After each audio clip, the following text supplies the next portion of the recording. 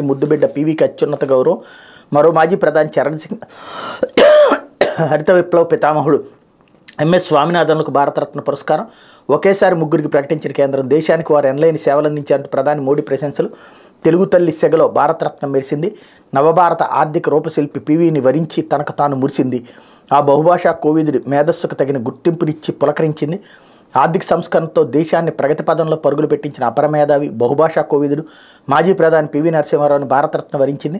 అన్నదాతల ఆత్మబంధువుగా పేరొందిన మరో మాజీ ప్రధానమంత్రి చౌదరి చరణ్ సింగ్, హరిత విప్లవంతో దేశం ఆకలి తీర్చిన ఎంఎస్ స్వామినాథన్ కూడా తాజాగా అత్యున్నత పురస్కారానికి ఎంపికయ్యారన్నటువంటి వార్తని హైలైట్ చేశారు.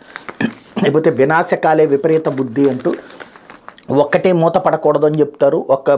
ఒక్కబడి మూత పడిన నాదే బాధ్యత అని జగను బొత్స చెప్పుకొచ్చారు. కానీ ఎస్సీ ఎస్టీలకు సంబంధించినటువంటిది విలీనం పేరుతో చదువులకి దూరం చేస్తున్నారంటూ ఓ డీటెయిల్డ్ వార్త రాసుకొచ్చింది. ఇందులో విచిత్రం ఏంటంటే 2-3 పిల్లలు ఉన్నారని చెప్పేసి వాళ్లే ఫోటోలతో సహా రాసుకొచ్చారు.